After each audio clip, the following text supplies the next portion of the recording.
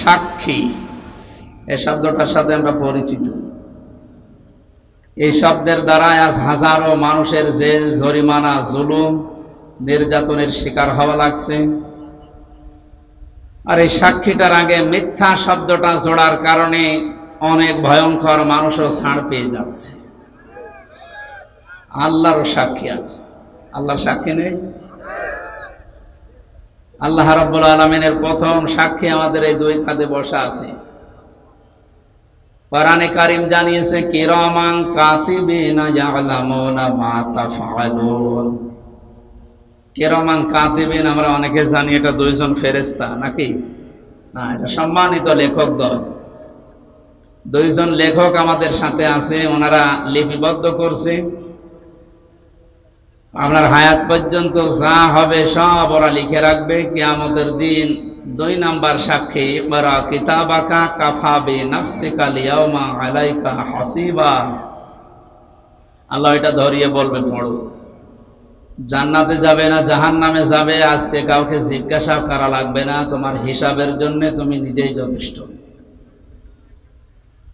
3 number যে সাক্ষী, এই জমিনের উপরে আমরা যা করছি, সিংগায় ফৎকার দেওয়ার সঙ্গে সঙ্গে জমিনের ভেতরে যা আছে ওয়া আখরাজাতিল আরদু আসফালাহা, সব কিছু বোঝা আকারে বের করে দেবে।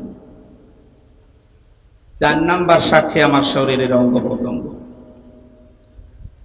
আল্লাহ পাক বলেন আল ইয়াউমা নাখতিমু আলা আফওয়াহিহিম ওয়া তুকাল্লিমুনা আইদিহিম ওয়া তাশহাদু আরজুলুহুম বিমা কানু ইয়াকসিবুন। ময়দানে মাহশারে যেদিন বিচার আসর শুরু হবে, ওই দিন আমাদের মুখমণ্ডল, মুখের উপরে আল্লাহ তাআলা লাগিয়ে দেবেন বা সেলাই করে দেবেন।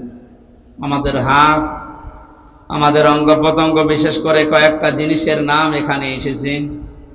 প্রথমে আল্লাহর সাথে কথা বলবে তোমাদের হাত, ওয়া তুকাল্লিমুনা আইদিহিম। হাত যে কথা বলতে পারে, এটা এখন হয়তো আমাদের অনেকের বিশ্বাস হচ্ছে না। কিয়ামতে এটা বলবে, আর এটাই বাস্তব। সুতরাং হাত দিয়ে যে যা করছি খুব হিসাব করে করা দরকার। বিশেষ করে হাতে যাদের কলম আছে, এইগুলো খুব সূক্ষ্মভাবে হিসাব করে দুনিয়ায় ব্যবহার করা দরকার। নুনুল কলামি ওয়া মা ইয়াসতুরুন। আল্লাহ বলেন কলমের কসম, এবং কলম দিয়ে লেখকরা যা লেখে ওই লিখিত জিনিসের কসম। সুতরাং সাংবাদিক যারা আছেন, লেখক যারা আছেন, বিচারক যারা আছেন, কলম দিয়ে কিছু লেখার আগে আমার মনে হয় কমপক্ষে 10 বার ভাবা উচিত। এমন কিছু লেখা ঠিক না যে আমার চোখ বন্ধ হওয়ার পরেও যেন ওই লিখিত জিনিস আবার কিয়ামত পর্যন্ত আমার কবরের আযাব বাড়াতেই থাকে। আমার কথার অর্থ বোঝেন তো? লেখকরা যা লিখে যাচ্ছে, এই লিখিত জিনিসের কসম দিলেন কেন?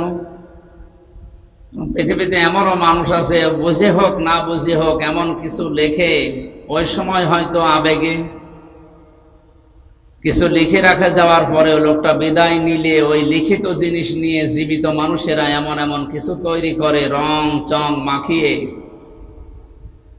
ওইটার দ্বারা হাজারো মানুষের চরিত্র ধ্বংস হয়। ওইটার দ্বারা হাজারো মানুষ হাইজাকার হয়, চাঁদাবাজি শেখে, ওখান থেকে হাজারো মানুষ বেয়াদব হয়ে যায়। আমি নাম নিলাম না, এদেশের একজন পতিত দশা লেখক, নাম করা, নাম নিলে আপনারা চিনবেন। এই লোকটা যে সমস্ত উপন্যাস, যে সমস্ত বইগুলো লিখেছে, উনি মারা গেছে, কিন্তু তার এই বইগুলো দিয়ে এখন নাটক বানানো হচ্ছে, সিনেমা বানানো হচ্ছে। এমন এমন নাটক, সিনেমা বানানো হয় যেখানে মানুষের চরিত্র ধ্বংস করা ছাড়া চরিত্র সংশোধনের কিছু সেখানে নেই। সে লোকটা তো মারা গেছে অনেক আগে, শুয়ে আছে সবুজ একটা শ্যামল জায়গায়।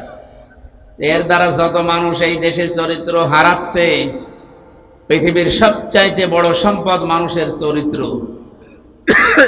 এটা যারা হারিয়ে ফেলে তার কাছে আর কিছু থাকে না। আপনি তো মারা গেলেন, আপনার লিখিত জিনিস দিয়ে কি মানুষ হারাচ্ছে আপনি কবরে বসে বসে কিন্তু এখন টের পাচ্ছেন। এই জন্য লেখকরা যা লিখে যাচ্ছে ওই লিখিত জিনিসের গুরুত্ব আছে, এই জন্য আল্লাহ লিখিত জিনিসের কসম দিয়েছে। এমনকি এটা যখন ইতিহাস হয়ে যায় তখন ওর কদর আরো বেড়ে যায়। আল্লাহ বলেন ওয়াল আসরি, ইতিহাসের কসম। কারণ পৃথিবীর ময়দানে অনেক কিছু অনেকে ভুলে যায়, ইতিহাস ওইটা সংরক্ষণ করে রাখে, ইতিহাস কিন্তু ভোলে না। পৃথিবীর নিয়মই হচ্ছে এইটা, ঘটনা যখন ঘটে ওই সময় কেউ লেখে না, ঘটনা ঘটে যাওয়ার পরে কিন্তু ইতিহাস লেখা হয়। আপনি কি বুঝে বলেন ঠিক নাকি আন্দাজে সবার সাথে তাল মিলান? আপনার অনেকে আমরা জন্মের পর থেকে ইয়াজিদের ইতিহাস শুনি। লোকটা জালেম ছিল। কে ছিল? বলেন বলেন। এত জুলুম করেছিল, ওই সময় জালেমের বিরুদ্ধে লেখার মতো মানুষ পাওয়া যায়নি, কিন্তু ইতিহাস লেখা হয়েছে, না হয়নি? ইয়াজিদের যে ইতিহাস, এটা পড়লেই মানুষ তাকে গালি দেয়, অথচ নামটা তো খারাপ না। ইয়াজিদ অনেক সুন্দর নাম, সুন্দর নাম না? এই পৃথিবীতে এখন কাউকে পাবেন যে একটা কুকুরের নামও ইয়াজিদ রাখে? কোথায় আল্লাহ পৌঁছিয়ে দিয়েছে আপনি টের পেয়েছেন? আল্লাহর বিধানের বাইরে যারা জীবন চালাবে, আল্লাহ তাদের জীবনকে দঙ্কার ভেতরে ফেলবে। দঙ্কার যতগুলো তাফসীর পাওয়া যায় তার অন্যতম এটা। দঙ্কা মানে ওই মানুষটাকে আল্লাহ, 7টা বিষয় আছে দঙ্কার ভেতরে, এর 3 নাম্বারটা পৃথিবীতে এই মানুষটা মারা যাওয়ার সময় একটা ইতিহাস হয়ে থাকবে। আমাদের ঝিনাইদহের এক এমপি কিছুদিন আগে মারা গেছে, ইতিহাস হয়ে আছে বাংলাদেশে। কত টুকরা করেছে তার লাশ, এমনকি শুনলাম যে বিলিন্ডার মেশিন দিয়ে পর্যন্ত বিলিন্ডার করে বিভিন্ন জায়গায় ছড়িয়ে দিয়েছে। বাংলাদেশে একটা ইতিহাস হয়ে রাখেনি। হয়তো এখন এই ইতিহাস কেউ লিখছে না, লেখা হবে একদিন। লেখা হবে না? 10 বছর, 20 বছর, 50 বছর পরে যখন ইতিহাস লেখা হবে, পৃথিবীর মানুষ, আগামী প্রজন্ম, দুনিয়ায় যারা আসবে, জালেমদের নাম শুনলে বরদোয়া দেবে, ঘৃণা করবে। ইমাম হোসাইনের পক্ষে ওই সময় কেউ ছিল না, কলম ধরার সাহস কারো হয়নি, কিন্তু ইতিহাস লেখা হয়েছে, না লেখা হয়নি? ইমাম হোসাইনকে ইতিহাস স্মরণীয়, বরণীয় করে দিয়েছে, নন্দিত করে দিয়েছে, বিজয়ী করে দিয়েছে। আর ইয়াজিদকে আল্লাহ নিন্দিত, ঘৃণিত, এই পৃথিবীর সবচাইতে নিকৃষ্ট মানুষের তালিকায় নাম তুলে দিয়েছে। এত সুন্দর নাম, এই লোকটাকে যদি এত নিচে নামিয়ে আল্লাহ দিতে পারেন, পৃথিবীর যারা জালেম, হয়তো সামনাসামনি আপনাদের কোনো কিছু বলার ক্ষমতা দুনিয়ায় কারো নেই, ইতিহাস কিন্তু লেখা হবে। নয়তো ওয়ালা আসরি, আসরের আগে আল্লাহ ওয়া দিতেন না। আল্লাহ কসম দিয়েছেন, ইতিহাসের কসম, এটা নীরব সাক্ষী। চোখ বন্ধ হওয়ার পরে হয়তো ইতিহাস যখন লেখা হবে, আপনারও নাম এই পৃথিবীতে যত সুন্দর থাক, কিয়ামত পর্যন্ত আপনার নামে কেউ কুকুরও পুষবে না। এই জন্য আমাদের উচিত, সাক্ষীর যে বিষয় 4 ধরনের বললাম, আল্লাহ রাব্বুল আলামিন এই 4 প্রকার সাক্ষী যেন আমাদের পক্ষে এনে দেন, বলেন আমিন। কোরআনে কারীম শুনতে এসেছি আমরা, আল্লাহ পাক সূরা তাওবার 6 নম্বর আয়াতের মাঝের অংশে জানিয়েছেন, হাত্তা ইয়াসমাআ কালামাল্লাহি সুম্মা আবলিগহু মা'মানা, ইলা আখিরি আয়াত। হে নবী, ওরা যখন কোরআন শুনতে আসবে আপনাদেরকে, এই কাফের মুশরিকরা, তখন আপনি নিরাপদে তাদেরকে কোরআন শোনার ব্যবস্থা করে দেবেন। এই ঘোষণা কার? জবান খুলে বলেন তো, ঘোষণা কার? এতটুকু আল্লাহ শেষ করেননি, সুম্মা আবলিগহু মা'মানা, কোরআন শোনা হয়ে গেলে তাদেরকে নিরাপদে তাদের বাড়ি পর্যন্ত পৌঁছিয়ে দেবেন। আপনি কি বুঝলেন এই আল্লাহর বক্তব্য শোনার পর? কাফের মুশরিকরাও যদি কোরআন শুনতে চায়, তাদের শোনানোর ব্যবস্থা করার নির্দেশ দিলেন কে? অথচ 96% মুসলমান আমরা এই দেশে, আমরা নিরাপদে মুসলমান হয়ে আল্লাহর কালাম শুনবো, সে অবস্থাও এখন দিন দিন হারিয়ে যাচ্ছে। আমি নিচে নামলাম না, আপনারা হয়তো টের পেয়েছেন আমি কি বলতে চাই। কাফেরদের নিরাপদে নিরাপত্তার সাথে কোরআন শোনার ব্যবস্থা করে দেওয়ার নির্দেশ যদি আল্লাহ দেয়, যে আমাদের নিরাপদে নিরাপত্তার সাথে আল্লাহর কালাম শোনার অধিকার নেই? এই অধিকারগুলো বিভিন্ন কায়দায় যারা বন্ধ করতে চাচ্ছেন, আপনি পারবেন না, কারণ এটা তো আমির হামজার বক্তব্য না, এ বক্তব্য সরাসরি কার? ইন্না নাহনু নাযালনাল যিকরা ওয়া ইন্না লাহু লাহাফিজুন। এই জিকিরে কোরআন আমি আল্লাহ নাজিল করেছি, এটা হেফাজত করার দায়িত্ব আমি আল্লাহ নিজে নিয়েছি। এই জন্য বুঝে হোক না বুঝে হোক, বিভিন্ন জিনিস হাতে পেয়ে যারা কায়দা কৌশল করে এটা থেকে মানুষকে দূরে সরিয়ে রাখতে চাচ্ছেন, আপনার মিশন কখনো সফল হবে না ইনশাআল্লাহ। দরুদ আর সালাম পড়ছি আমাদের নবী মুহাম্মদ রাসূলুল্লাহ সাল্লাল্লাহু আলাইহি ওয়াসাল্লামের প্রতি, যার আনিত আদর্শ পেয়ে আমরা খুশি না বেজার? অবশ্যই আমরা খুশি। যে সূরার আয়াত পড়েছি সূরা তাওবার 119 নম্বর আয়াত, এই সূরার 129 নম্বর আয়াতে আল্লাহ রাব্বুল আলামিন বিশ্বনবী মুহাম্মদ রাসূলুল্লাহ কিছু গুনাহ বলে দিয়েছেন। তিনি মুমিনদের উপরে রহম দিন। এই পৃথিবীতে আল্লাহর যে নামগুলো আছে, কয়েকটা নবীর নামের শেষে আল্লাহ তার নিজের নাম ব্যবহার করেছেন, তার ভেতরে আমাদের নবী মুহাম্মদ রাসূলুল্লাহ একজন। কয়েকদিন ধরে যে ইবাদতটা চলে গেল, নাম আমরা জানি কোরবানি, নাম কি চলে গেল না? উৎসাহ উদ্দীপনা নিয়ে সারা দেশে এই দিবসটা পালন করেছি আমরা, কিন্তু একটা মহান শিক্ষা দিতে এসেছিল। কোরবানির ইতিহাস আমি সেদিন এই লালমনিরহাট সদরে বলেছিলাম যে এই জায়গা থেকে এসেছি আর এই জায়গা থেকে শেষ হয়ে গেছে। এখানে 27টা শিক্ষা দিতে এসেছিল 1 বছর পর পরে কোরবানি।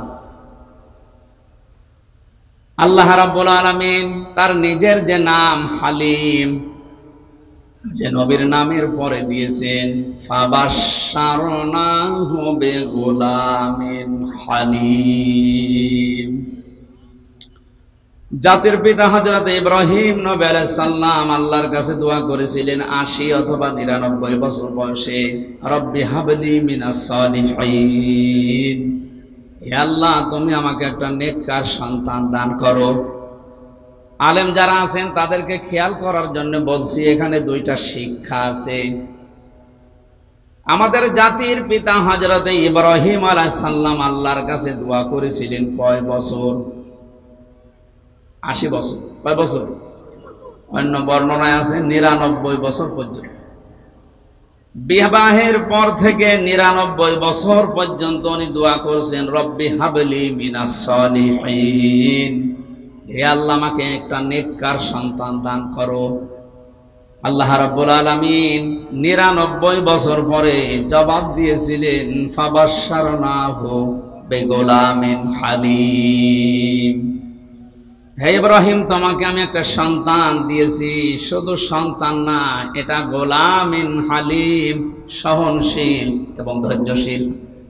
এটা ধৈর্যের পরীক্ষায় উত্তীর্ণ। আল্লাহ পাক বলেন গোলামিন হালিম। ইব্রাহিম নবী সঙ্গে সঙ্গে প্রশ্ন করেছিলেন, আল্লাহ আমাকে হালিম দিয়েছ, চাচা হালিম? কি হালিম? এমন হালিম দিয়েছে সন্তানটাকে, আসলেই কি হালিম? আমি এটা দেখতে চাই। 11 থেকে 13 বছরের ভেতরে আল্লাহ রাব্বুল আলামিন হযরত ইব্রাহিম নবীকে স্বপ্নে দেখিয়েছিলেন যে প্রিয় বস্তুকে কোরবানি করো। ফালাম্মা বালাগা মাআহু সাআয়া ক্বালা ইয়া বুনাইয়া ইন্নী আরা ফিল মানাম আন্নী আযবাহুকা ফানজুর মাযা তারা। সন্তানটা যখন নিজের সাথে চলাফেরা করতে শিখেছে, ছোট বয়সে এক মায়া থাকে। ছেলে আর মেয়ে যখন বাবার সাথে একটু চলাফেরা করা, তার হাতে পিঠে লাগা, একটু কাজে কামে সাহায্য করার বয়সে উপনীত হয়, আল্লাহ নিজে বলেন ওই সন্তানের প্রতি মার বাবার মহব্বত ভালোবাসা আরো বেড়ে যায়। জন্মের পরে আল্লাহ জবাই করার জন্য বললেন না কেন? কারণ তার থেকে কোনো সাহায্য সহযোগিতা এখনো পর্যন্ত ইব্রাহিম নবী পাননি। 11-12 বছর 13 বছর বয়সে সন্তান যখন হাতে লাগার মতো, হুকুম করলে শোনে, এ কাজ করো, এটা নিয়ে আসো, যখন এই সোনার মতো বয়সে পরিণত হয়েছে, আল্লাহ রাব্বুল আলামিন তখন এই পরীক্ষাটা তার উপরে চাপিয়েছেন।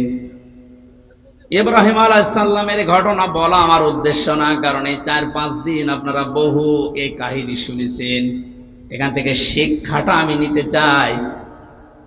হযরত ইব্রাহিম নবীকে আল্লাহ যে হালিম দিলেন, গোলামিন হালিম, উনি ওটা পাওয়ার পরে প্রশ্ন করেছিলেন, আল্লাহ কি হালিম তুমি আমাকে দিয়েছো, আমি ওটা দেখতে চাই। এই জন্য স্বপ্নে দেখার পরে সন্তানটাকে তিনি জবাই করে ফেলতে পারতেন, করেন নাই। এটা মনিরের ভেতরে আছে তাফসীর। আমি জেলখানায় বসে বসে যে 11-12টা তাফসীর মিলিয়েছিলাম, তার ভেতরে এটা একটা তথ্য। উনি সন্তানটাকে ডাক দিয়ে বললেন, ক্বালা ইয়া আবাতি ফাআল মা তুমার, হে আমার কলিজার টুকরা সন্তান, আমি স্বপ্নে দেখলাম তোমাকে আমি জবাই করছি, এখন বলো তো তোমার রায় কি? প্রশ্ন আসতে পারে, হুকুমটা কার? জবান করেন না কেন? পালন করছে কে? সাধারণ মানুষ না, আল্লাহর খলিল, যিনি প্রতিটা পরীক্ষায় পাশ করার পরে উপাধি পেয়েছেন। বাংলাদেশের বিভিন্ন প্রান্তে যাবার পরে দেখি কারণ নামের আগে পরে লেখা দীনবন্ধু, দীপবন্ধু, বাকিটা নাই নাই বললাম। কত রকমের বন্ধু আমরা দেখতে পাই, অথচ ইব্রাহিম আলাইহিস সালাম বন্ধু ছিলেন। এটা এমনি এমনি তিনি পাননি। দিনাজপুরেও একজন আছে, আমি নাম নিলাম না, মানবতার বন্ধু। ইব্রাহিম নবীকে আল্লাহ, আমি পুরা কোরআন পড়ে পেয়েছি, 50টা পরীক্ষা করেছিলেন। তার ঈমান সম্পর্কে 10টা, আমল সম্পর্কে 30টা, আর পুরা শরীরের ভেতরে 10টা। এই 50টা পরীক্ষা করার সর্বশেষ পরীক্ষায় তাকে বলেছিলেন খলিল। খলিল বলা হয় ওই বন্ধুকে যিনি আল্লাহর সন্তুষ্টির জন্য সব করতে পারেন। জোরে বলেন সুবহানাল্লাহ। হযরত ইব্রাহিম পরীক্ষা দিয়ে পাশ করে খলিল পেলেন। ডাক দিয়ে বলে, রব্বুল আলামিন, তুমি আমাকে গোলামিন হালিম দিয়েছো, তোমার নামটা আমার সন্তানের নামের সাথে লাগিয়েছো, দেখি কেমন হালিম দিলে। এই যে পরীক্ষা, এই কারণেই তিনি সন্তানকে জিজ্ঞাসা করেছিলেন। অথচ বাকি 49টা পরীক্ষা আপনি তাফসীর দেখেন, কোন পরীক্ষার আগে কাউকে জিজ্ঞাসা করা, প্রশ্ন করা, এমনকি যেদিন এই ছোট সন্তানকে মরুভূমিতে রেখে আসে, বারবার স্ত্রী হাজেরা রাদিয়াল্লাহু তাআলা আনহা প্রশ্ন করেছিলেন, স্বামী আমাকে রেখে যাচ্ছেন নবজাতক সহ, এটাকে আপনার নিজের ইচ্ছা না আল্লাহর ইচ্ছা? ওই সময় কিন্তু বলেননি তিনি যে আল্লাহর ইচ্ছা বা আমার ইচ্ছা, শুধু আকাশের দিকে আঙ্গুল তুলেছিলেন। এর আগে যত 49টা পরীক্ষায় কোনো দিন তিনি আল্লাহর কাছে, কোনো মানুষের কাছে পারমিশন নেওয়া দূরের কথা, জিজ্ঞাসা করেননি। আল্লাহ বলেছেন আসলিম, তিনি বলেছেন আসলামতু লিরাব্বিল আলামিন। এই পরীক্ষাটা এসে তিনি জিজ্ঞাসা করলেন কেন? মুফাসসির বলেন, হযরত ইব্রাহিম মনে মনে ভাবছিলেন, আমি যে সন্তান চেয়েছি 1 বছর 2 বছর না, 99 বছর। নবীদের কাছ থেকে উম্মতের শিক্ষা নেওয়া দরকার। তিনি যেহেতু আমাদের জাতির পিতা, আমরা যারা তার সন্তান হিসাবে নিজেকে দাবি করি, অবশ্যই আমাদেরও উচিত সন্তান হলে কোনো পীর সাহেবের কাছে, মরা পীর, জিন্দা পীর, কবরের কাছে না যাওয়া। তিনি যেতে 99 বছর পর্যন্ত দোয়া করেছিলেন, আর আমাদের 2-4 বছরেই মন ভেঙে যায়। সন্তানটা পাওয়ার পরে চিন্তা করছিলেন, আল্লাহ আমাকে হালিম দিয়েছে, আমি আসলে পরীক্ষা করে দেখি কেমন গোলামিন হালিম। বললেন, বাবা আমি স্বপ্নে দেখেছি তোমাকে জবাই করছি, এখন তোমার রায় বলো। ছোট মানুষ তো রায় একবারেই বলতে পারতেন, আপনি কি বাবা না কসাই? ছোটবেলায় রেগে এসেছিলেন, কোনোদিন খোঁজ খবর নিলেন না, 11 বছর বয়সে এখন এসে বলছেন যে তোমাকে জবাই করতে চাই, একটা কথা হলো? এমনকি অহংকার চলে আসবে নিজের ভেতরে, এমন কোন কথা মুখ দিয়ে বের করেননি। মাত্র 11 বছর বয়সে হযরত ইসমাইল নবী আলাইহিস সালাম যে কথা তিনি জবাব দিয়েছিলেন বাবাকে, কিয়ামত পর্যন্ত উম্মতি মুহাম্মদের জন্য আল্লাহ এটা অনুকরণীয় করে রেখে দিয়েছেন।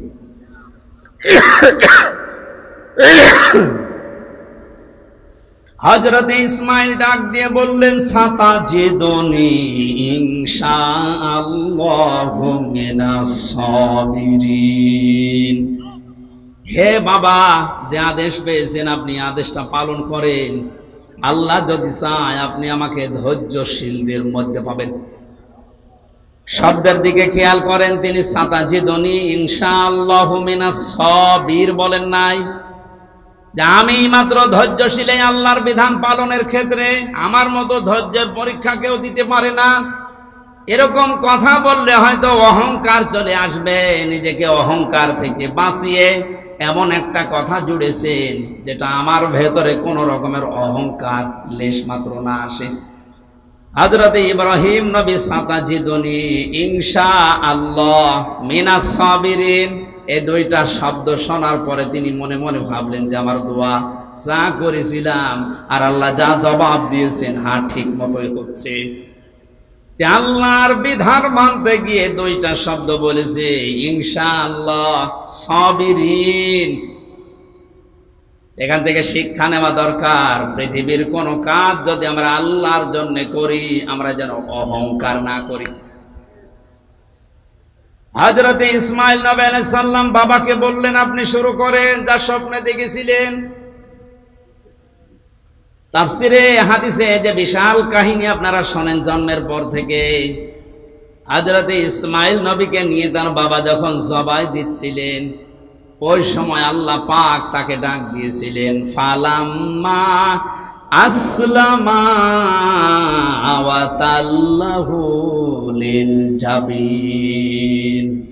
আমি আলেমদেরকে বলছি, আল্লাহ পাক আসলিম না দিয়ে আসলামা দিলেন কেন? আসলামা না দিয়ে আসলামা দিয়ে বচন দিয়েছেন এই কারণে, হযরত ইব্রাহিম নবী যদি আল্লাহর এই পরীক্ষায় পাশ করার জন্য বলতেন আমি জবাই করবই, ইসমাইল নবী যদি বলতেন না আমি জবাই হব না, আল্লাহর বিধান পালন করা কারো জন্য হতো? বলেন বলেন। একজন দৌড় দিত আর একজন ছুরি নিয়ে তাড়া দিত।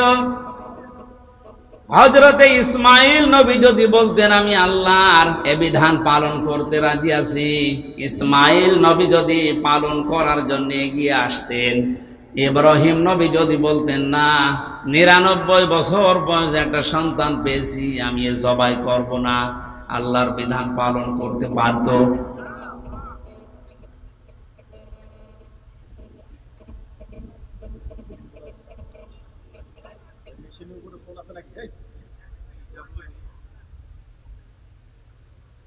আপনারা শুনতেছেন? আমি এরপর 1 মিনিট পরে একটা প্রশ্ন করব, যদি বলতে না পারেন এখানে বসে থাকবেন। ফালাম্মা আসলামা দিয়ে বচন দিয়েছেন কেন? না ডিস্টার্ব হলে তো আমি বোঝাতে পারবো না। এই ছেলে মোবাইলে ই করতে পারবে, লক করে রাখতে পারো না?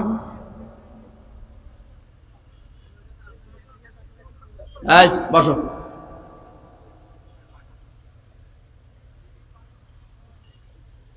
আমার ভাইরা, ফালাম্মা আসলামা দেওয়ার কারণ এইটাই, একটু খেয়াল করেন। এখানে এইটা বলার জন্য আমি এই 10-15 মিনিট ব্যয় করছি, এমনিতে না। আল্লাহ পাক বলেন আসলামা, টান দিলাম 1 বচন 2 বচন কি দিয়ে বচন দিয়েছি কেন জানো? 2 জনেই যখন এগ্রি হয়েছে, রাজি হয়েছে আল্লাহর বিধান পালন করার জন্য, 2 জন রাজি, আল্লাহ পাক তখন তাদের এই বিধান সহজ করে দিয়েছেন। শুধু না, ওয়ানাদাইনাহু আইয়া ইব্রাহিম, আরশ থেকে আল্লাহ ডাক দিয়েছেন, ইব্রাহিম ক্বাদ সাদ্দাকতার রুইয়া ইন্না কাযালিকা নাজজিল মুহসিনিন। অবশ্যই তুমি তোমার স্বপ্নকে সত্যের রূপ দিয়েছো, আর এভাবেই করে আমি মহসেন বান্দাদেরকে পুরস্কার দিয়ে থাকি। আল্লাহ মহসেন না দিয়ে মহসিনিন বহু বচন দিয়েছেন। শুধু এটা ওই সময়ের জন্য না, কিয়ামত পর্যন্ত দুইটা শিক্ষা এখানে বহন করে। এক নাম্বার আসলামা দেওয়ার শিক্ষা, দুই নাম্বার মহসিনিন দেওয়ার শিক্ষা। একটু খেয়াল করবেন ভাই, আমাদেরকে আল্লাহ পাক জানাতে চেয়েছেন বাপ বেটা দুইজনে যখন রাজি, তখন যেমন আল্লাহর বিধান পালন করা তাদের জন্য সহজ হয়ে গেছে। এদেশের 18 কোটি জনগণ, আমরা 1628 জন মানুষ দায়িত্ব পালন করছে এই 18 কোটি মানুষের উপরে।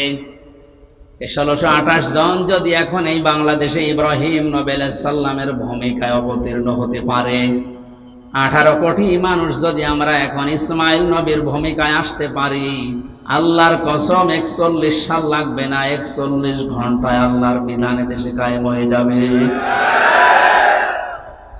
আসলামা দেওয়ার প্রথম ব্যাখ্যা এটা। ঘটনা শুধু শুনিয়ে যাচ্ছি, এখন যদি এরপরের আয়াতগুলো একটা একটা করে শিক্ষামূলক বলি, আমার মনে হয় আপনারা কান্নাকাটি করবেন। কাঁদার দরকার নেই, এখানে শিক্ষাটা নেওয়া দরকার। যারাই আছেন কারো ইশারায় না চলে জাতির পিতা ইব্রাহিম আলাইহিস সালামের ভূমিকায় আপনারা অবতীর্ণ হবেন, এইটাই জাতি চাচ্ছে। আল্লাহর বিধান যখন যেটা সামনে আসবে, চিন্তা ভাবনা না করে একবারে আল্লাহর বিধান পালন করার জন্য অবতীর্ণ হবেন। আমরা যারা আছি 16 কোটি 18 কোটি জনগণ, আমরা ইসমাইল নবীর ভূমিকায় এগিয়ে আসব ইনশাআল্লাহ। মহসিনিন দেওয়ার ব্যাখ্যা হচ্ছে শুধু ওই সময়ের জন্য না, কিয়ামত পর্যন্ত যত মানুষ আল্লাহর বিধানকে হযরত ইব্রাহিম আলাইহিস সালাম আর ইসমাইল নবী আলাইহিস সালামের মতো মন দিয়ে মেনে নেওয়ার জন্য এগিয়ে আসবে। ওনাকে যেমন দুম্বা দিয়ে পরীক্ষা করেছিল, সবাই হয়েছে, কিন্তু সন্তানের পরিবর্তে দুম্বা। আল্লাহ পাক বলেন কিয়ামত পর্যন্ত ইন্না কাযালিকা নাজিল মুহসিনিন, আমার মহসেন বান্দাদেরকে ঠিক আমি এইভাবে করে পুরস্কার দেব। ইন্না হাযা লাহুল বালাউল মুবিন ওয়া ফাদাইনাহু বিযিবহিন আযীম। আমার কথার মূল ছিল আল্লাহ পাক যত নাম ব্যবহার করেছেন বিভিন্ন নবীদের নামের পরে, তার এক নম্বরে দিয়েছেন হযরত ইসমাইলকে। তিনি ছিলেন ধৈর্যশীল, সহনশীল, ধৈর্যের পরীক্ষায় উত্তীর্ণ সন্তান। দ্বিতীয় নম্বরে নাম আল্লাহ দিয়েছেন হযরতে ইসহাক নবী আলাইহিস সালামকে, গোলামিন আলিম, আমার জ্ঞানী বান্দা। আমরা মুহাম্মদুর রাসূলুল্লাহকে আল্লাহ পাক তার নিজের সবচাইতে বড় নামটা দিয়েছেন ওয়া ইন্নাকা লাআলা খুলুকিন আযীম। হে নবী, আপনাকে আমি এমন চরিত্র দিয়েছি, এই যে রাউফুর রহিম, এটাও একটা চরিত্র। উম্মতের উপরে, উম্মতের ভেতরে যারা ঈমানদার তাদের প্রতি আল্লাহ পাক বলেন আপনার একটা আলাদা মহব্বত, ভালোবাসা আছে। আপনি স্নেহশীল, আপনি মায়াশীল তাদের জন্য। আপনাকে এমন একটা চরিত্র আমি আল্লাহ দিয়েছি, কিয়ামত পর্যন্ত মানুষ অনুসরণ করে ওর কুল কিনারা খুঁজে পাবে না। জোরে বলেন সুবহানাল্লাহ। এই নবীর উপরে দরুদ আর সালাম পড়ি। কোরআনে কারিমের সূরা তাওবা 119 একটা মাত্র আয়াত আমরা পড়েছি। লক্ষ লক্ষ হাদিস থেকে দুইটা বর্ণনা আছে, একটা আবি উমামা থেকে আর একটা আবি হুরায়রা থেকে। আমি একটা হাদিস পড়েছি।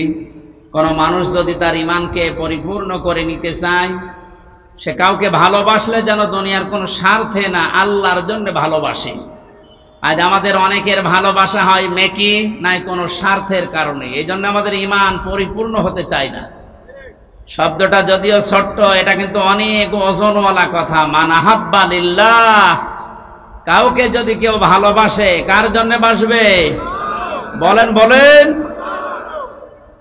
দুই নম্বরে, কাউকে যদি কেউ ঘৃণা করে, সেজন্য আল্লাহর জন্য ঘৃণা করে। তিন নম্বরে, কাউকে কিছু দান করলে আল্লাহর জন্য দান করা লাগবে। কাউকে কিছু যদি বিরত থাকেন দেওয়া থেকে, তাও আল্লাহর জন্য বিরত থাকা লাগবে। ফাকাদ ইস্তাকমালাল ঈমান, নবীজি বলেন সে যেন তার ঈমানকে কামেল করে নিয়েছে, পরিপূর্ণ করে নিয়েছে। হাদিসটা আমাদের প্র্যাকটিক্যাল লাইফে আল্লাহ সেট করার তৌফিক দেন, বলেন আমিন। তেলাওয়াত করেছিলাম সূরা তাওবা। কোন সূরা বলেন তো? কোন আয়াত থেকে কথা শুনতে হলে তাফসীর অনুযায়ী 5টা বিষয় লক্ষ্য করা লাগে। আমরা জানি তাফসীরে মাযহারিতে আছে। 1 নম্বরে শুদ্ধ তেলাওয়াত করা লাগে, যেটা আমরা করেছি এর আগে।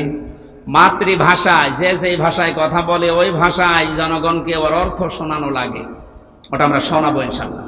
3 নম্বর ঐতিহাসিক প্রেক্ষাপট, এ সূরা নাজিল হওয়ার পেছনে কারণ কি, ওইটা বলা লাগে।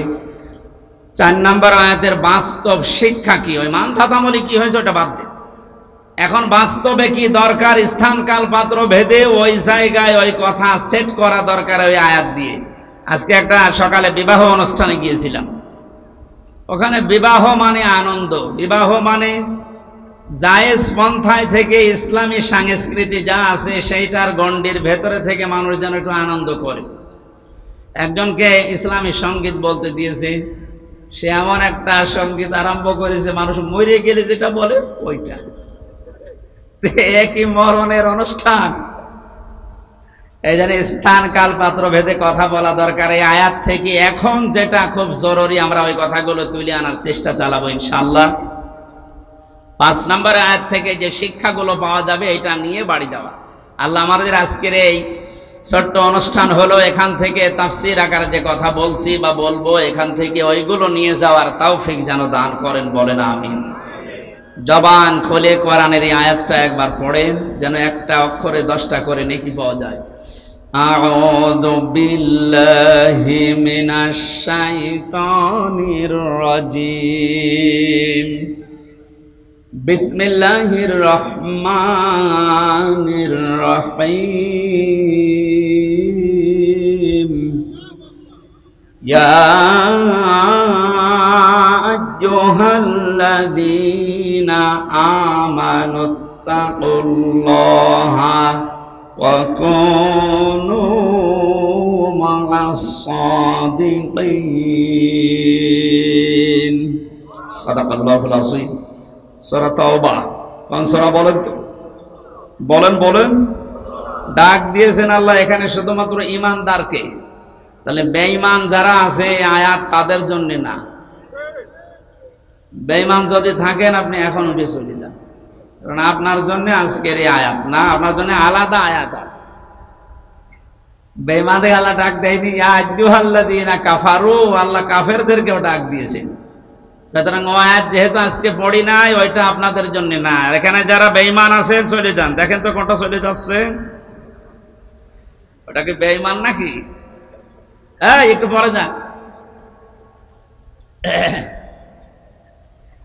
এখন আমার প্রশ্ন যে আমার ভেতরে ঈমান আছে কিনা আপনি বলেন তো।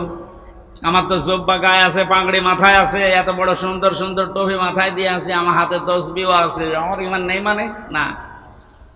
সাহাবী প্রশ্ন করলেন, হে রাসূল আমার ভেতরে যে ঈমান আছে আমি কিভাবে টের পাবো?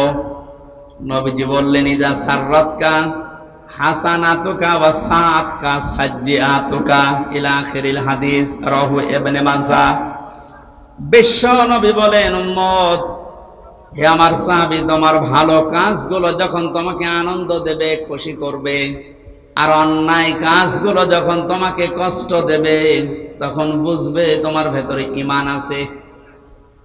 এ বাংলাদেশে আজ সবার কাছে ভালো কাজ ভালো লাগে, আসতে বলেন। খারাপ কাজ যেটা আল্লাহ বিরোধী, সমাজ বিরোধী, এরকম কাজ সবার কাছে খারাপ লাগে। অথচ নামের আগে মোহাম্মদ আছে, নামের শেষে হোসাইন আছে। নামের আগে মোহাম্মদ আছে, নামের পরে হোসাইন আলী লেখা আছে, এর ভেতরে ঈমান আছে না? বিষয়টা এমন না। ভালো কাজ আপনার কাছে ভালো লাগা লাগবে, আর অন্যায় কাজ হলেই সেটা আপনাকে কষ্ট দেবে। যদি আপনি এই থিওরির উপরে থাকতে পারেন আপনার ভেতরে ঈমান আছে, আর এই দুইটার বাইরে গেলে আপনি 14 বার হজ করে আসলো আপনার ঈমান নেই, আপনি বেঈমান। তাহলে এখানে যারা ভালো কাজ ভালো লাগে তারা বসেন, অন্যায় কাজ দেখলে যাদের কষ্ট হয় ঈমানদারকে আল্লাহ ডাক দিয়ে দুইটা আদেশ দিয়েছেন, ইত্তাকুল্লাহ, আমি আল্লাহকে ভয় করো, ওয়া কুনু মা'আস সাদিকিন, আর দুনিয়ায় যারা সত্যবাদী তোমরা তাদের সঙ্গে থাকো। এখানে আদেশ কয়টা বলেন বলেন? এই আদেশ কি হামজার আদেশ? আল্লাহ রাব্বুল আলামিন আমাদেরকে প্রতিনিধি বানিয়েছেন, খলিফা বানিয়েছেন। আল্লাহ নিজে এই কাজটা করলে মানায় না, তার শানের সাথে যায় না। এই জন্য খলিফা হিসাবে মনে করেন আমি সেই কুষ্টিয়া থেকে আল্লাহর খলিফা হয়ে এসেছি, আল্লাহর বান্দাদের সামনে আল্লাহর ওই কথাগুলো অ্যাডভার্টাইজ করছি। আশা করি আপনি আল্লাহর এই দুইটা আদেশ আজকে থেকে মেনে নেওয়ার, মেনে চলার চেষ্টা করবেন। এক নম্বরে ইত্তাকুল্লাহ, আল্লাহকে ভয় করো। প্রশ্ন আসতে পারে, জন্মের পর থেকে শুনছি আল্লাহকে ভয় করো, ভয় তো করি না। আল্লাহকে ভয় করে শব্দের ভেতরে যে ব্যাখ্যাগুলো আমাদের এই বাংলাদেশ, ভারত, পাকিস্তানে চলে, একটা স্বাভাবিক ব্যাখ্যা এখন নিয়ে আসা লাগবে। ইত্তাকুল্লাহ, তাকওয়ার ব্যাখ্যা আধুনিকভাবে সব চাইতে সুন্দর ব্যাখ্যা আমার কাছে মনে হয়। আল্লাহর ভয় তো আছেই, আল্লাহর নিষিদ্ধ কাজগুলো ঘৃণা করে ছেড়ে দেওয়ার নাম তাকওয়া। এবং যেই বিষয়ে আমরা আছি দুনিয়াতে, ওই বিষয়ের উপরে দক্ষতা অর্জন করে, ওই বিষয়ের উপরে জ্ঞান অর্জন করে ওটা দুনিয়ায় কাজে লাগানোর নাম তাকওয়া। আমি বোঝাতে পারিনি। পৃথিবীতে বেঁচে থাকতে হলে আমাদের কর্মজীবন লাগবে, মাস্ট বি। যেই কর্মজীবনে আছি ওই জায়গায় যেন ওই বিষয়ের উপরে দক্ষতা অর্জন করে, জ্ঞান অর্জন করে ওটা সুচারুরূপে আঞ্জাম দিতে পারি, ওইটার আরবি নাম তাকওয়া। এই তাকওয়া বাংলাদেশে আছে? বলেন। যেই বিষয় জানে না আমরা আরো ওই বিষয়ে ওকে ওই চেয়ারে বসিয়ে দেই, এটা একটা জুলুম। সারা জীবন লেখাপড়া করেছে কৃষির উপরে, ওরে ধর্ম মন্ত্রণালয়ের দায়িত্ব দিয়ে বসে আছে। ধর্ম কি জানে?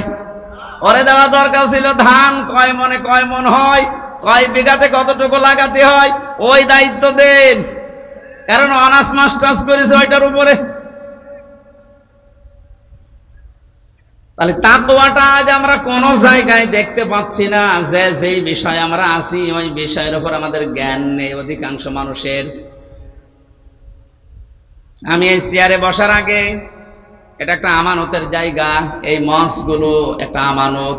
এখানে বসার আগে আমার যতটুকু দায়িত্ব, এখানে যা দরকার ওই বিষয়গুলো কোরআন থেকে, হাদিস থেকে চিন্তা ভাবনা করে, গবেষণা করে, পড়াশোনা করে এসে বলা। অথচ আজ 100 জনের 98 জনের ভেতরে এই দায়িত্ববোধ পাওয়া যাচ্ছে না। 7 দিন পর পর মসজিদে জুমার নামাজ হয়, এটা খেলা করার জন্য না। ইমাম সাহেব 7 দিন ব্যক্তি, পরিবার, সমাজ আর রাষ্ট্রের দিকে তাকাবে। 7টা দিন কোরআন থেকে, হাদিস থেকে এর সলিউশন কি, এর সমাধান কি, উনি এইগুলো মিলিয়ে মিলিয়ে লোড করবে। 7 দিন পরে জমার নামাজে দাঁড়িয়ে জনগণকে ওই বিষয়ে সতর্ক করবে। জনগণ ওইটা বাস্তব জীবনে, প্র্যাকটিক্যাল লাইফে সেট করবে। 3.5 লাখের উপরে মসজিদ থেকে যদি সত্যি এই আওয়াজগুলো এই মেম্বার থেকে, আমানতের জায়গা থেকে আমরা দিতে পারতাম, আর যারা আমরা শুনতে যাই এটা যদি সত্যি আমরা মেনে নিতে পারতাম, এদেশ দুর্নীতিতে চ্যাম্পিয়ন হতো না।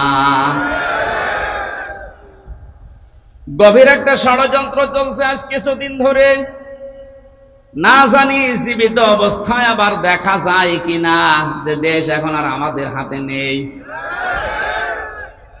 কিছুদিন আগে 14 দলের সাথে বৈঠকের সময় মাননীয় প্রধানমন্ত্রী যে আশঙ্কা পেশ করেছিলেন, তার শেষের যে 5টা কথা,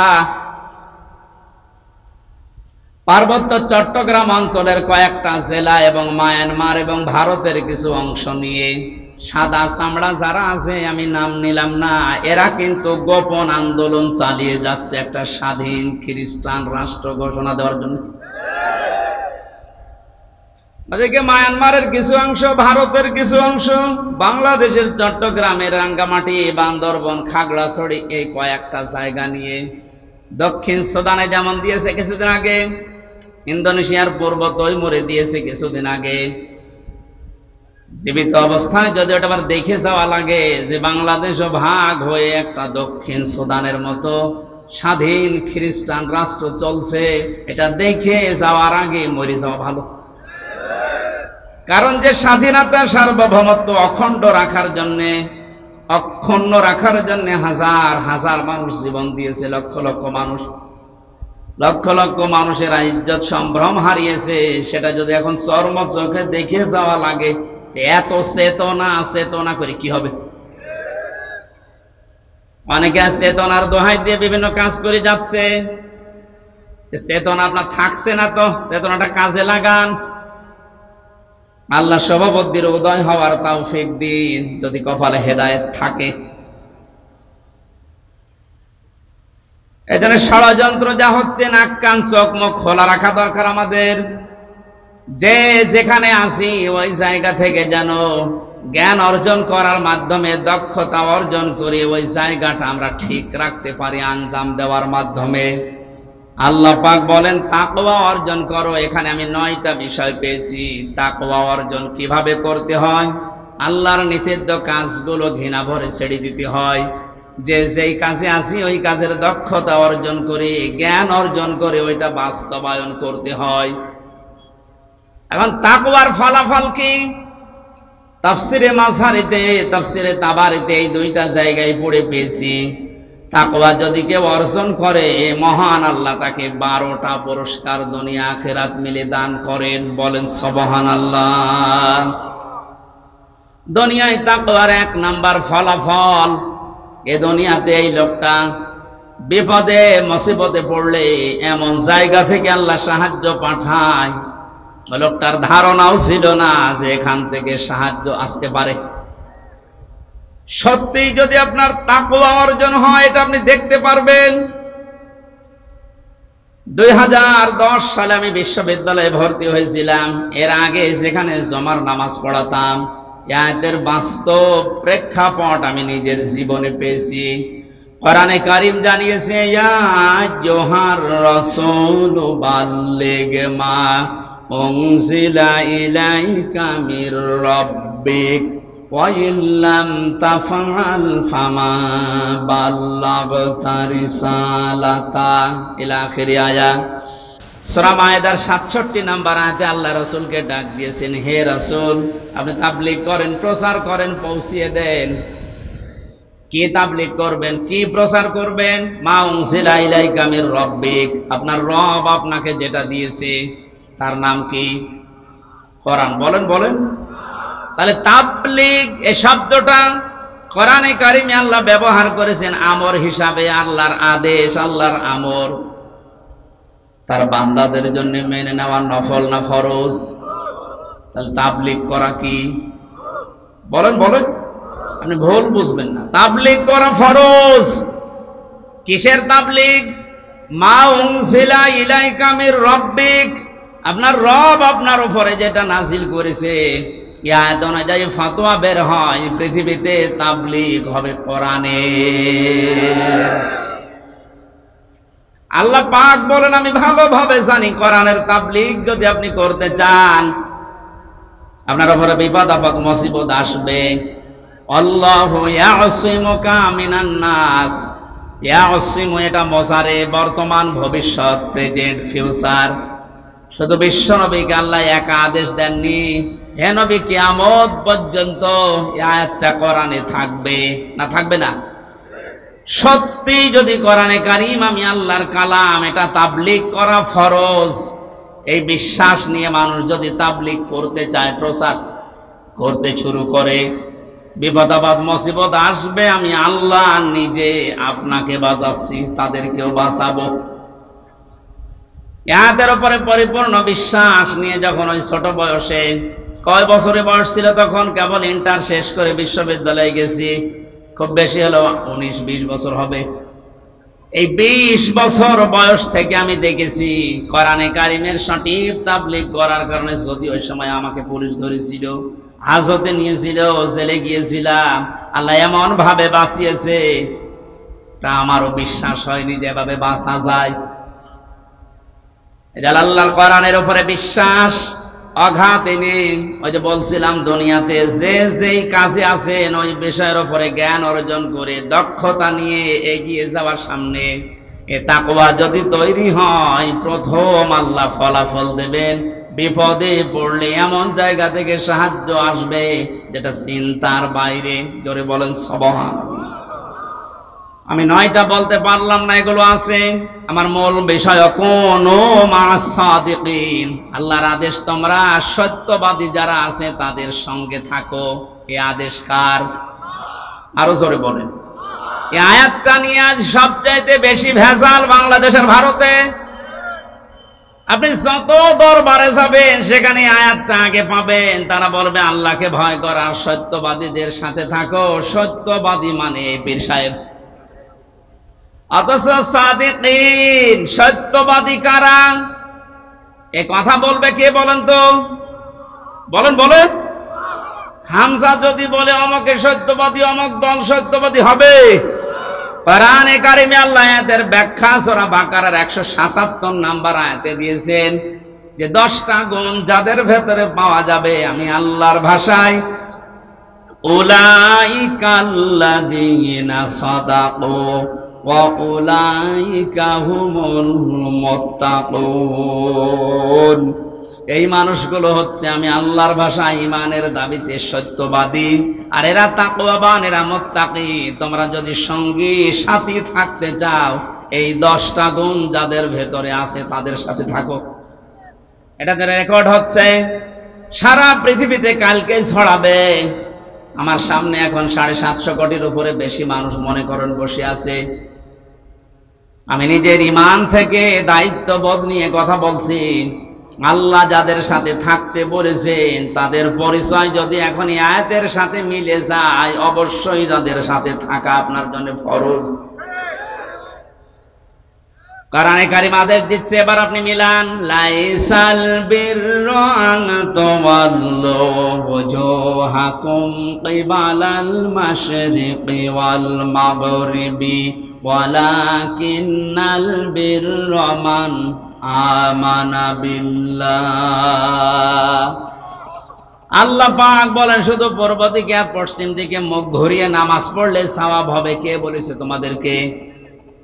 শুধু মুখ ঘুরিয়ে নামাজ পড়লেই মনে করছো না আমার সওয়াব এত বেশি হয়ে গেছে, জান্নাত আমার জন্য যথেষ্ট? কখনোই না। ওয়ালাকিন্নাল বিররা মান আমানা বিল্লাহ। আরে আসল নেকির কাজেই দুনিয়াতে আল্লাহর উপরে বিশ্বাস করা। কার উপরে? এখন আল্লাহর উপরে বিশ্বাস কি? এখন বলেন যে জন্মের পর থেকে যে শব্দ শুনছি আল্লাহর উপরে ঈমান আনা, বিশ্বাস করা। কোন মানুষ যদি রংপুরবাসী ভালো করে খেয়াল করেন, কোন মানুষ যদি বলে আল্লাহর উপরে আমি বিশ্বাস করেছি, তার ভেতরে কমপক্ষে 4টা জিনিস পাওয়া যাবে, মাস্ট বি। ওই যে ছোটবেলায় কায়দা পড়েছিলাম, মাওলানারা পড়িয়েছিল, আমানতু বিল্লাহি কামা হুয়া বিআসমাইহি ওয়া সিফাতিহি ওয়া ক্বাবিলতু জামিআ আহকামিহি ওয়া আরকানি। এখানে গুরুত্বপূর্ণ 4টা বিষয় আছে। আপনাকে বলা লাগবে যে আমি এমন আল্লাহর উপরে ঈমান এনেছি যার অস্তিত্ব আছে, যার নাম আছে, যার নামের গুণাগুণ আছে। শুধু নাম নিয়েই বসে নেই, প্রতিটি নামের কার্যকারিতা আছে। আর ওই কার্যকর ভূমিকাগুলো আমি 100% বিশ্বাস করি। তাহলে আমার ভেতর থেকে এই পৃথিবীর সব ভয় আমার আল্লাহ আস্তে আস্তে দূর করে দেবে। এটা বিআসমাইহি ওয়া সিফাতিহি, আমি এমন আল্লাহর উপরে ঈমান এনেছি, বিশ্বাস করেছি যার শুধু নাম আছে তা না, নামের গুণাগুণ আছে, কার্যকর করার ক্ষমতা আছে। আল্লাহর নাম আছে রাজ্জাক। নাম কি? আরো জোরে বলেন। এই নামটা নিয়ে শুধু তিনি বসে নেই, এ নামের গুণাগুণ আপনি পৃথিবীর দিকে তাকান। এই নামটা নিয়েছে এই কারণে পৃথিবীতে কেউ না খেয়ে মারা যায় না। পৃথিবীর কোন সৃষ্টি আজ পর্যন্ত না খেয়ে মরে গেছে আমরা ইতিহাস এরকম পাইনি। কারণ এই দায়িত্বটা দুনিয়ার মানুষের না, এ দায়িত্ব সরাসরি কার? যার ভেতরে এই বিশ্বাসটা 100% ঢুকবে, সে রিস্কের জন্য কোনোদিন কারো কাছে শিরিক করবে না। অন্য ধর্মের লোকেরা হাজারো এই শব্দটা শিরিকের জায়গায় নিয়ে গেছে। আল্লাহ যে রাজ্জাক এই বিশ্বাসটা না করে ফসলে বরকত দেওয়ার মালিক দুর্গা এ কথা বলে তারা দুর্গাকে বিশ্বাস করে যে দুর্গা আমাদের ফসলে বরকত দেয়। অনেক মুসলমান পর্যন্ত তাদের কথার সাথে সুর মিলিয়ে বলে ফেলে মা দুর্গা গজে চড়ে এসেছিল এই জন্য ফসলের বরকত এবার বেশি হয়েছে। রিজকের মালিক কে বলেন তো? রাজ্জাক নামটা খেলা করার জন্য নিয়েছে। হযরতে সুলাইমান নবী আলাইহিস সালাম একবারে দায়িত্ব নিতে চেয়েছিলেন এক বেলার জন্য। আল্লাহ পাক বলেছিলেন তুমি পারবে না, কারণ রাজ্জাক দুনিয়ার কারো নাম না, রাজ্জাক কার নাম? আরো জোরে বলেন। তিনি জোর করে সে নিয়েছিলেন, পারেন নাই, কিয়ামত পর্যন্ত কেউ পারবেও না। রংপুরবাসী সহজ সরল মানুষের বিভাগের মানুষেরা কান খাড়া করে শোনেন, যাদের অন্তরের ভেতরে এই বিআসমাইহি ওয়া সিফাতিহি বদ্ধমূল হয়ে ঢুকে আছে, বসে আছে, তাদের কাছে ফাঁসির দড়ি আর ফুলের মালা সমান। তাম দুনিয়ায় একদিকে চলে গেলেও এই মানুষগুলোকে আল্লাহ যে রাজ্জাক এখান থেকে আপনি টলাতে পারবেন না। এই জন্য মানুষগুলোর কোন মানুষ যদি ঈমান আনে যে আমানতু বিল্লাহ আমি ঈমান এনেছি, কয়টা বিষয় মানা লাগবে বলেন তো? আল্লাহ বলেন এটা আসল নেকির কাজ। এটা যার ভেতরে বদ্ধমূল হবে তার দ্বিতীয় নম্বর কাজ হবে ওয়াল ইয়াউমিল আখিরি, এই মানুষগুলো কিয়ামতে জবাব দেওয়া লাগবে, এই বিশ্বাস তার ভেতরে দিন দিন তৈরি হবে। যে জাতির ভেতরে কিয়ামতের বিশ্বাস যত বেশি তৈরি হবে ওই জাতি তত বেশি জবাবদিহিমূলক আচরণ করবে। মরণের পরে জবাব দেওয়া লাগবে, আল্লাহর দরবারে দাঁড়ানো লাগবে। বিশ্বাস আজ অনেকের ভেতরে নেই, এই জন্য আমরা বেপরোয়া জীবন যাপন করছি। আয়াতের তাফসিরে আজকেই পড়ছিলাম কোন মা'আস সাদিকিন, আল্লাহ পাক জানিয়েছেন হে নবী আপনি বলেন দুনিয়াতে যারা সত্যি পৃথিবীতে সত্যের উপরে টিকে থাকার জন্য চেষ্টা চালায়, আসমানে একটা ঘোষণা হয়ে যায় যে আমার ওই বান্দা ওই বান্দি সত্যবাদী, করে বলেন সুবহানাল্লাহ। কোন মানুষ যখন সত্যবাদী হিসাবে পরিগণিত হয়, ঘোষণা হয় আসমান জমিনে, আল্লাহ পাক ওই সত্যের দ্বারা তাকে জান্নাতের দিকে এগিয়ে দেন।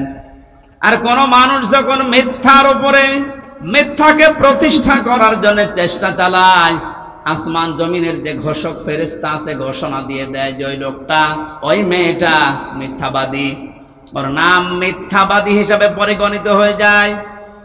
ওই মানুষটা মরণের আগে আর ঈমান পায় না, ও বেঈমান হয়ে মারা যায়, কারণ মিথ্যা এই পৃথিবীর সব পাপের মূল। এর থেকে আপনি কি বুঝলেন? মিথ্যাকে আজ যারা জানা শোনার পরে প্রতিষ্ঠিত করতে চান, কায়েম করতে চান, দাঁড় করিয়ে রাখতে চান, হয়তো আপনি আরো 50 বছর এই দুনিয়ায় টিকে থাকতে পারবেন, কিন্তু মরণের সময় আপনি ঈমান পাবেন না, বেঈমান হয়ে মরবেন।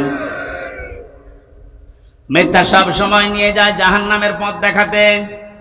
আল্লাহ এই শব্দটা সহজভাবে আমাদের দুই দলকে, সত্য এবং মিথ্যার উপরে যারা আছি, এই দুই দলকে এই শব্দটা সহজভাবে বোঝার তৌফিক দেন। বলেন আমিন। আপনাদের আমিন শুনে বোঝা যাচ্ছে যেটা আপনি মানবেন না। কিয়ামতের বিশ্বাস যে জাতির ভেতরে যত বদ্ধমূল ভাবে বসে যাবে, ওই জাতির কাছে জবাবদিহিমূলক আচরণ পাওয়া যাবে। এইটা তৈরি করার জন্য আজ বাংলাদেশে জনগণের সামনে কোরআন দিয়ে আমরা কথা বলতে চাই। আপনার কাজ ছিল এইটা, ওই কাজ আমরা করে দিচ্ছি, আমাদের আরো বাহবা দেওয়া দরকার। কিন্তু অনেক জালেম আছে আমাদের কাজে বাধা দেয় আর বন্ধ করে দেয়। ওয়াল ইয়াউমিল আখিরি পর্যন্ত আল্লাহ শেষ করেননি। এই শব্দটার ভেতরে এত কিছু লুকিয়ে পেয়েছি আমি। কোন মানুষ যদি সত্যিই বলে আল্লাহ কিয়ামতে আমার জবাব দেওয়া লাগবে, এটা আমি বিশ্বাস করি, দেখবেন ওর জীবন ওই দিন থেকে আস্তে আস্তে পরিবর্তন হয়ে যাচ্ছে। ওর চলাফেরা, ওর কথাবার্তা, ওর লেনদেন, ওর আচার আচরণ সব পাল্টিয়ে গেছে। খলিফাতুল মুসলিমিন হযরত ওমর, হাদিসটা যদিও দুর্বল, আমি শিক্ষার জন্য বলছি, ইন্তেকালের 12 বছর পর তার সন্তান আব্দুল্লাহর সাথে দেখা হয়েছিল স্বপ্নে। হযরতে আব্দুল্লাহ বলেন, বাবা কোথায় ছিলেন এতদিন? খলিফাতুল মুসলিমিন হযরত ওমর বলে, বাবারে আজ 12টা বছর আমি দুনিয়ার জীবন ছেড়েছি, আমি আল্লাহর দরবারে হিসাব দিচ্ছিলাম। শেষ পর্যন্ত মহান আল্লাহ আমাকে বলেছে, ও মা তোমারে মাফ করে দিলাম। 12 বছর পরে এখন আমি আল্লাহর মাফের ঘোষণা পেয়ে জান্নাতের নহর থেকে গোসল করে জান্নাতের কাপড় পরে আমি জান্নাতে যাচ্ছি। ও রংপুরবাসী, আকাশের তারকার চাইতে হযরত ওমরের নেকির কাজ দুনিয়ায় বেশি ছিল।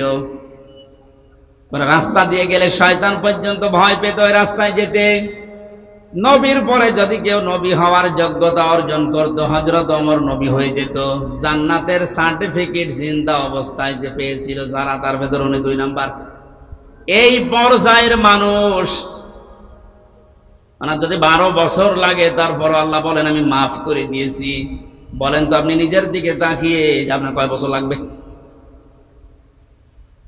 আমি মাঝে মাঝে একা যখন থাকি আমার মাঝে মাঝেই মনে হয়, আল্লাহ তুমি যদি আমার এখনই বলো হামজা তোরে আমি 2024 সালের জুন মাসের 1 তারিখ পর্যন্ত মাফ করে দিলাম, যা শুধু জুন মাসের 2 থেকে এই 24 এই 23টা দিনের হিসাব দিয়ে তুই জান্নাতে চলে যা।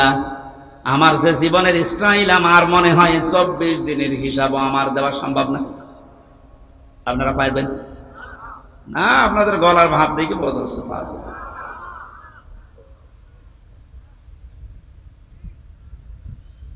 হিসাবের এই কথাগুলো মারাত্মক ভাবে আল্লাহ বারবার বিভিন্ন সূরাতে আমাদেরকে শুনিয়েছেন। সূরা হাক্কাতটা পড়বেন ভালো করে, আর সূরা আল কারিয়া সূরাটা পড়বেন বাড়িতে। আমাদের সময় নির্ধারিত, তো এজন্য আর ব্যাখ্যা করা যাচ্ছে না। ওয়াল ইয়াউমিল আখিরি ওয়াল মালাইকাতি ওয়াল কিতাবি ওয়ান নাবিয়্যিন, এখানে একটা একটা করে 10টা গুণের কথা আছে। এই গুণগুলো দুনিয়ায় যারা অর্জন করতে পারে, এই মানুষগুলো আল্লাহর ভাষায় সত্যবাদী। আল্লাহর ভাষায় কি? ওয়াতাল মালা আলা হুব্বিহি যাবিল কুরবা, তারা নিজেদের প্রয়োজন থাকার পরেও তাদের সম্পদ আদি যারা দুনিয়াতে নিকটাত্মীয়, ইয়েতিম, মিসকিন, অসহায়, ইবনে সাবিল, যারা ভিক্ষুক, যারা সায়েল, এই মানুষগুলোর জন্য ব্যয় করে। ও বাংলার জনগণ, আজ চারদিকে আর বাংলাদেশের দিকে আপনি একটু তাকান। যারা আজ 15 বছর 20 বছর ক্ষমতার বাইরে, নিজের হাজারো প্রয়োজন থাকার পরেও বন্যার্থ মানুষের পাশে কারা দাঁড়িয়েছে? এই ছোট বিষয়টা যদি আপনি খেয়ালে না আনতে পারেন, ইমানের দাবিতে সত্যবাদী কারা, মুত্তাকি কারা, আপনি কিভাবে ধরবেন বলেন?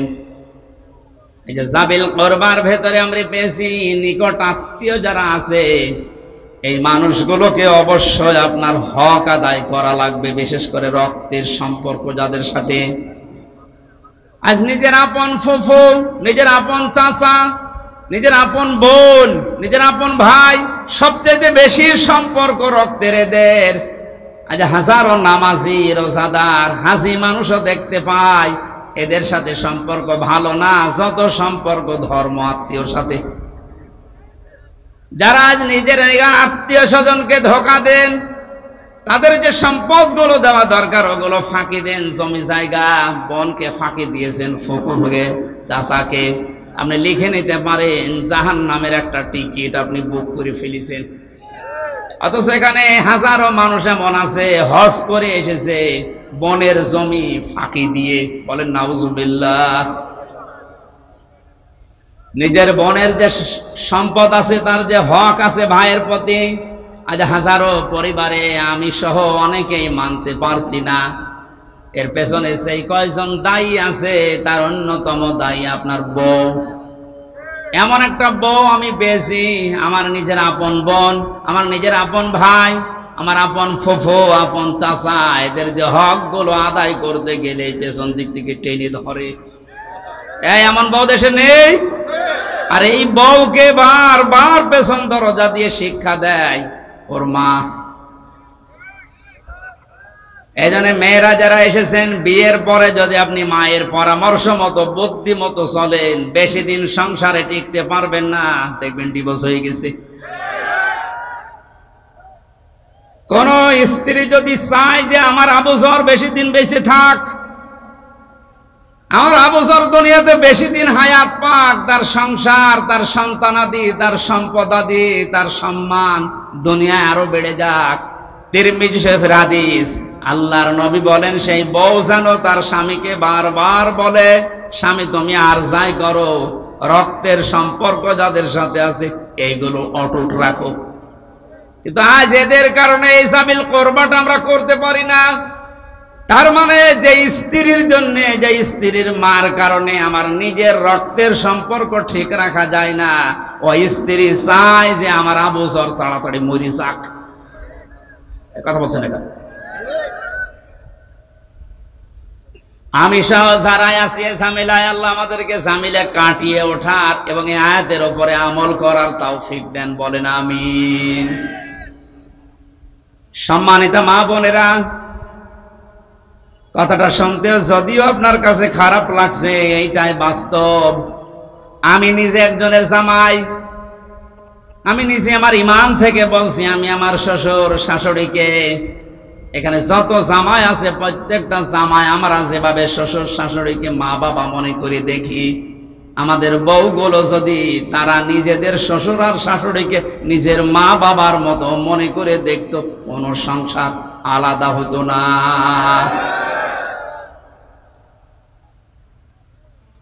আপনার শ্বশুরের পা টিপে দেওয়া লাগবে, শাশুড়ির মাথা ধরে বসে থাকা লাগবে, পা ধরে না, আমি এটা বলছি না। আপনাকে দিয়ে আপনার স্বামী যেন আরো উদ্বুদ্ধ হয় যে আপনার সাবিল করবা, নিকট আত্মীয়র ভেতর তার মা, তার বাবা, তার বোন, তার ভাই, তাদের উপরে হক আছে 7টা। এই 7টা হক যেন আপনার স্বামী আদায় করে, আপনার উদ্বুদ্ধ করবেন। বাস্তবতায় আমরা দেখি আপনাদের কারণে আজ আমরা অনেকে এই হাদিসটা, এই আয়াতটা মানতে পারছি না। বিশ্বনবীর স্ত্রীর দিকে তাকান তো, খাদিজাতুল কুবরা, তিনি যখন নবুয়ত পেয়ে আসেন, ডাক দিয়ে বলেছিলেন, জাম্মিলুনি জাম্মিলুনি ইয়া খাদিজা, আমাকে ঢেকে দাও, আমি ভয় পেয়েছি। হযরতে খাদিজা ওই দিন 6টা কথা বলেছিলেন। খাদিজাতুল কুবরা ডাক দিয়ে বলেছেন, আল্লাহি